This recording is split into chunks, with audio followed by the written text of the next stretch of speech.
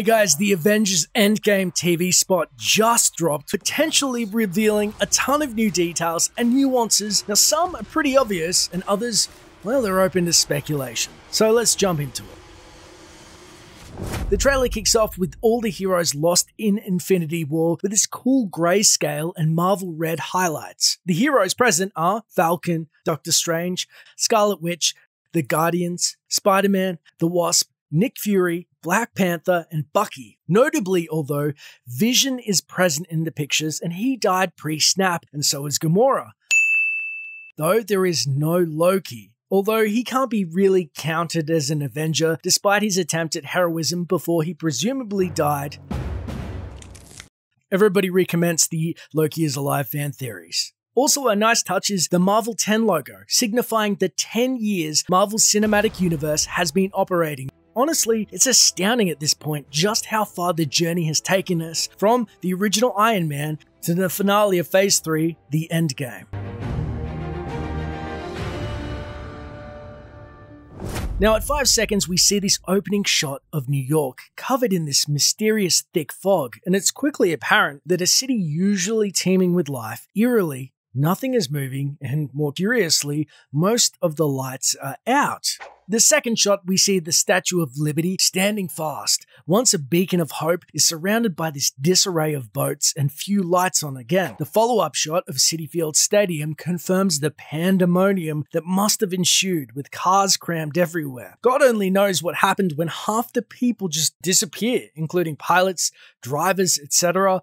But the fallout is absolutely catastrophic. At 9 seconds, we see the interior of a building. It looks like a meeting hall with flags about and this poster that says, "Where do we go? Now they are gone." Unsure if this is a direct reference to the Avengers, but it seems to be an older poster and they're holding a counseling session for maybe post-traumatic stress disorder or people talking about their war stories and how to cope. I'm going to go out on a limb and say most people need counseling in a world where half the people just disappeared. Now, whatever somebody has said to a freshly shaven Steve Rogers in his civilian clothes, maybe about acceptance and moving on as his line, "Some people move on," it's very clear this is not a pill Steve is ready to swallow, and he looks incredibly agitated by the thought. With his previous line in Civil War about not wanting to let things go, it's evident it's not really in his nature. If I see a situation pointed south, I can't ignore it. Sometimes I wish I could. No, you don't. No, I don't. At 14 seconds, we see Tony and Nebula furiously working away on the ship, having left Titan. It's hard to see, but it looks like Nebula is Tony's lab assistant, and although the last teaser it looked like he was done for, maybe they figured out a way to get back on Earth and they're giving it one last shot. Now, it is worth noting, Nebula looks like she's actually taking apart her own cybernetic hand. Maybe Tony thought they were stuck without one singular part and she had it in her hand all along. Or maybe Tony, being Tony, decided her middle finger was the perfect addition to whatever he was creating. Whatever it is, it seems pretty important for them to get back to Earth. The next shot shows Natasha, Cap, Banner, and Rhodey in civilian clothes. Rhodey still wearing his brace to aid with walking in front of the Avengers building, looking up and walking towards something. This means it's either something really tall or more likely something flying. Now, given that it is at Avengers HQ, I would guess that it's not an enemy. Either Captain Marvel can fly down to visit. However, with their personal wonderment and what seems to be recognition, more likely, Tony and Nebula are landing back on Earth at Avengers HQ to give everybody a big hug.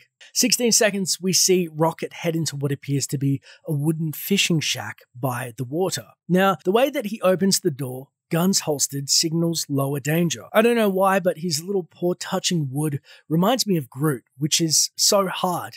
My guess is that one of the Avengers is isolating themselves, probably Thor, and Rocket, being Thor's new buddy, is probably doing a second pep talk. Another location could be a hut near where Thor last saw Odin, as a reminder of his heritage and the terrible guilt he must feel not finishing Thanos when he had a chance, and the loss of his people. 17 seconds, we see Agent Romanov, despite the time lapse, is staying incredibly sharp at the gun range. Notice how tight the spread is on those shots. They're all kill shots. I mean, she's give Hawkeye a run for his money. Also, her hair is now fully grown out in the new blonde cut, showing she spent a significant time on Earth. At 18 seconds, we see Rhodey and Ant-Man have a very solemn look on their faces, flipping their masks down. It seems they have encountered somebody who is hostile, whether that person has caught them and they were in the wrong spot, or maybe they've just come into an enemy. What's worth noting is that it seems to be on Earth, so whatever hostility that they're facing, it seems that they have done it locally. At 19 seconds, a contemplative Thor looks down in what appears to be a fire, still with his cybernetic eye. In the next shot, Thor, in what looks like it may be Wakanda, limps out of the entrance of, I'm not sure if it's a cave or a ship or a structure, but it's a very similar fashion that Thanos did as well, post-snap.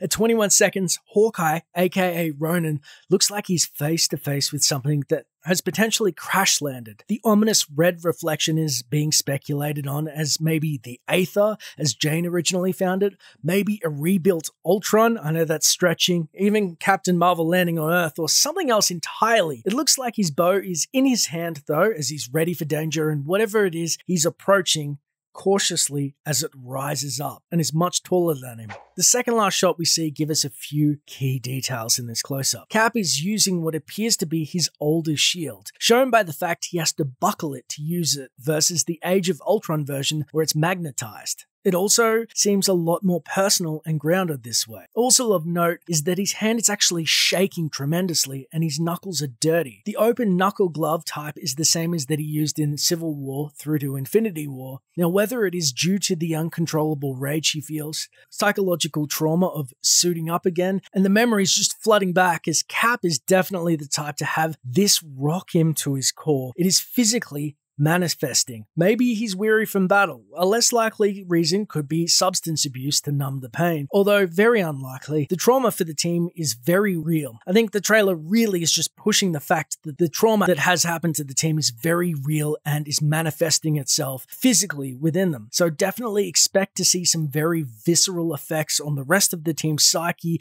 and them being pushed to their brink. I don't know how that is going to actually physically show, but we're definitely going to see each of them being tested to their limits. I'm going to put bets on some of them are completely mentally and physically broken in Endgame.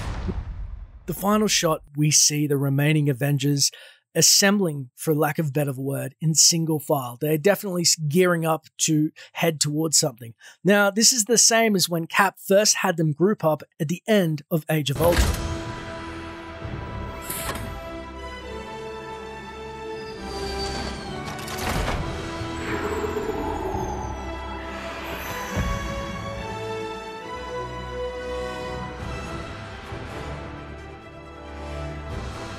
Avengers! Oh, God.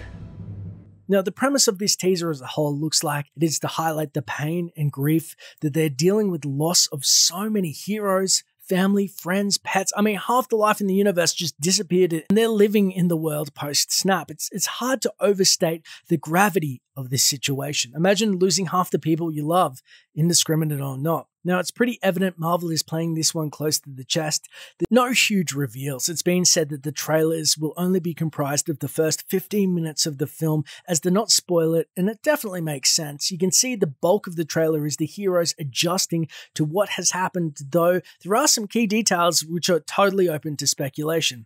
Anyway, that's my take. If I missed anything, I would love to know in the comments below, and so we can theorize more as Endgame approaches. Thanks for watching, and I shall see you next time.